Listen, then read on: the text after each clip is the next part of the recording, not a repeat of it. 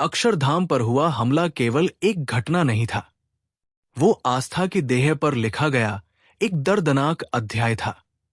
जहां मंत्र गूंजते थे वहां सन्नाटा छा गया, जहां दीप जलते थे वहां आंसुओं की छाया पड़ गई।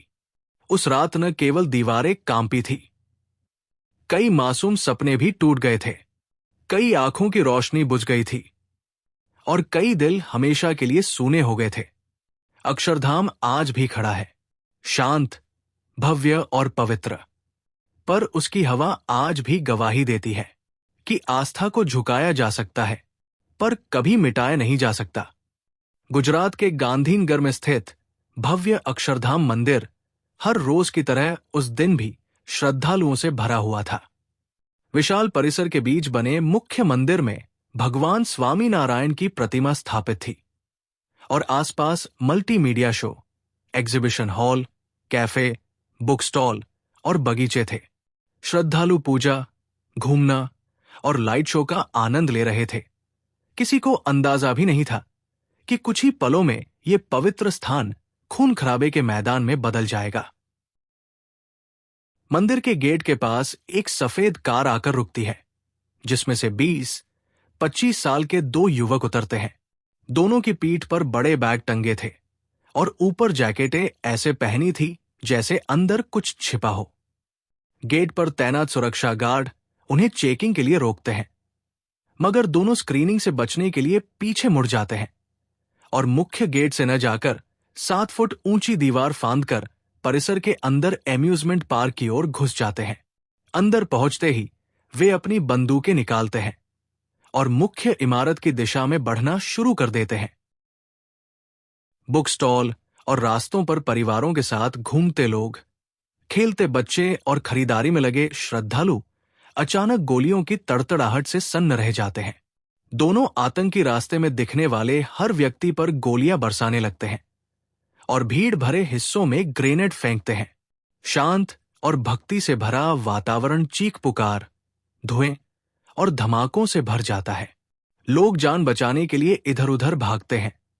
कई लोग कुछ ही मिनटों में जमीन पर गिर चुके होते हैं और फूलों से सजा परिसर खून से लाल हो जाता है। इसी अफरातफरी में सुमित्रा नाम की एक महिला अपने 2 छोटे बच्चों के साथ बाहर निकलने की कोशिश करती है। भागते समय उसके पैर में गोली लगती है और वह गिर जाती है। दोनों आतंकी उसके सिर पर खड़े होकर उसे घूरने लगते हैं। सुमित्रा गिड़गिड़ाकर अपने बच्चों की जान की भीख मांगती है। एक पल के लिए आतंकवादी मानो पीछे हटते दिखाई देते हैं, लेकिन अगले ही क्षण मुड़कर सुमित्रा के 3 और 4 साल के दोनों मासूम बच्चों को गोलियों से छलनी कर देते हैं। मां अपनी आंखों के सामने अपने बच्चों की हत्या देखती रह जाती है और आतंकी मुख्य मंदिर की ओर आगे बढ़ जाते हैं। उसी समय मंदिर के सुपरवाइजर खोद सिंह जाधव की नजर मुख्य मंदिर की तरफ बढ़ते आतंकियों पर पड़ती है। वे तुरंत समझ जाते हैं कि अगर ये दोनों अंदर पहुंच गए तो पूजा में लीन दर्जनों लोगों को बंधक बना सकते हैं। घायल होने का जोखिम उठाकर वे मुख्य द्वार की तरफ दौड़ पड़ते हैं। आतंकियों की गोली उनके पैर में लगती है, लेकिन वे रुकते नहीं, लंगड़ाते हुए आगे बढ़ते हैं और अकेले ही मुख्य मंदिर का भारी दरवाजा भीतर से बंद कर देते हैं। उनकी इस बहादुरी से अंदर मौजूद लोगों की जान बच जाती है और आतंकियों के लिए बंधक बनाना मुश्किल हो जाता है। आतंकवादी अब परिसर के दूसरे हिस्सों में तबाही मचाने लगते हैं। वे बेसमेंट में ग्रेनेड फेंककर धमाका करते हैं और फिर एग्जीबिशन क्षेत्रों की ओर बढ़ते हैं। कई हॉल के दरवाजे वॉलेटर्स अंदर से बंद कर चुके होते हैं, मगर एक मल्टीमीडिया थिएटर का एग्जिट गेट खुला रह जाता है। वहीं से आतंकी अंदर घुस आते हैं।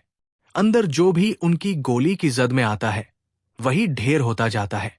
हॉल के केयरटेकर हरी धरिया को भी गोली लगती है, मगर वे अभी जिंदा होते हैं। आतंकी मुस्कान के साथ पूछते हैं कि अभी तक जिंदा हो। डरे हुए हरी किसी तरह जवाब देते हैं कि आपकी कृपा से। अपनी जान बचाने के लिए वे उन्हें ऊपर जाने का रास्ता दिखा देते हैं और दोनों आतंकी छत पर बने कॉरिडोर तक पहुंच जाते हैं, जहां से पूरे परिसर पर नजर रखना आसान था। इस बीच गुजरात पुलिस, बीएसएफ, सीआरपीएफ और राज्य कमांडो फोर्स की टीमें अक्षरधाम परिसर में पहुंचने लगती है। सुरक्षा बल एक एक करके लोगों को मुख्य मंदिर और एग्जीबिशन हॉल से सुरक्षित बाहर निकालते हैं और घायल लोगों को अस्पताल भेजते हैं। काफी मशक्कत के बाद सैकड़ों लोग निकाले जाते हैं, लेकिन आतंकवादी छत और परिक्रमा क्षेत्र के बीच अपनी पोजीशन बदलते रहते हैं और समय समय पर फोर्स पर फायरिंग करते रहते हैं।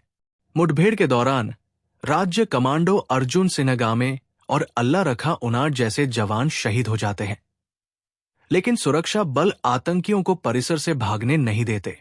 राज्य सरकार केंद्र से विशेष बल भेजने का अनुरोध करती है और राष्ट्रीय सुरक्षा गार्ड की विशेष टीम ऑपरेशन के लिए रवाना होती है। कमांडर अपने कमांडोज के साथ रात तक मंदिर परिसर के गेट पर पहुंचते हैं और एक सावधानी भरा लंबा ऑपरेशन शुरू होता है।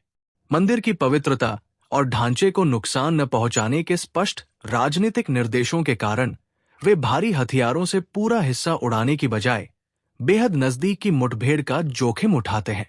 अंधेरा, पेड़ों का घना झुरमुट और खुले इलाके की वजह से आतंकियों को देख पाना और भी मुश्किल हो जाता है। फिर भी एनएसजी और अन्य फोर्सेस घेराबंदी मजबूत करते हुए आतंकियों को मंदिर के भीतर सीमित रखने की कोशिश करते हैं। एक समय आतंकवादी परिसर के दक्षिण पूर्व कोने के एक एग्जीबिशन हॉल के पास अशोक के पेड़ों के घने झुरमुट में छुप जाते हैं, जहां रोशनी बहुत कम थी। कमांडर कुछ कमांडोज को बुलेट प्रूफ जैकेट व हेलमेट के साथ आगे बढ़ने का आदेश देते हैं। सूबेदार सुरेश चंद यादव बहादुरी से एक आतंकी के करीब तक पहुंच जाते हैं और अचानक फायरिंग कर उसे वहीं मार गिराते हैं, लेकिन इस साहसिक कदम में खुद गंभीर रूप से घायल होकर शहीद हो जाते हैं और अधिक जाने जोखिम में न पड़े, इस डर से बल सुबह होने तक धैर्य के साथ आतंकियों को एक सीमित क्षेत्र में उलझाए रखते हैं। सुबह का उजाला होते ही एनएसजी कमांडोज तेजी से आगे बढ़ते हैं और बचे हुए आतंकी पर निर्णायक हमला करते हैं। कुछ ही देर की मुठभेड़ में दूसरा आतंकी भी मारा जाता है। दोनों हमलावर ढेर हो चुके होते हैं, लेकिन इस दौरान दर्जनों निर्दोष श्रद्धालु, बच्चे, महिलाएं, बुजुर्ग और सुरक्षा बल के जवान अपनी जान गंवा चुके होते हैं और कई घायल अस्पतालों में जीवन मृत्यु से जूझ रहे होते हैं। आतंकियों के साथ मुठभेड़ में घायल होने वालों में ऑपरेशन में हिस्सा लेने वाले अधिकारी भी शामिल होते हैं। हमले के तुरंत बाद राज्य और केंद्र सरकार के शीर्ष नेता अक्षरधाम पहुंचकर हालात का जायजा लेते हैं। हाल ही में हुए दंगों की स्मृति अभी ताजा होने के कारण प्रशासन को आशंका रहती है कि ये हमला फिर से बड़े सांप्रदायिक तनाव को जन्म न दे दे। सुरक्षा व्यवस्था कड़ी की जाती है, शहर भर में शांति की अपीलें होती हैं और कुछ ही दिनों में मंदिर दोबारा दर्शनार्थ खोल दिया जाता है, ताकि ये संदेश जाए कि आतंक भय तो फैला सकता है, पर लोगों की आस्था और सामान्य जीवन को हमेशा के लिए बंद नहीं कर सकता। हमले के बाद जांच एजेंसियां कई कोणों से सुराग जोड़ती हैं। मंदिर की सुरक्षा में कमियां, मिले हुए दस्तावेज, कार, ड्राइवर के बयान और सीमा पार से जुड़े संगठनों की भूमिका पर सवाल उठते हैं। अलग अलग एजेंसियों की थ्योरीज में अंतर, संदिग्धों की गिरफ्तारी और बाद में अदालतों में चले लंबे मुकदमों ने इस केस को और उलझा दिया। निचली अदालतों में सजा पाने वाले कई आरोपियों को उच्चतम न्यायालय अंततः बरी कर देता है, ये कहते हुए कि उनके खिलाफ पुख्ता और भरोसेमंद सबूत पेश नहीं किए गए थे। न्यायालय की टिप्पणियों ने जांच की गुणवत्ता और आतंकी मामलों में निर्दोषों के फंसने के खतरे पर गंभीर सवाल खड़े कर दिए। वर्षों बाद भी अक्षरधाम हमले की यादें उन परिवारों के लिए जिंदा है जिन्होंने अपने प्रियजनों को खोया।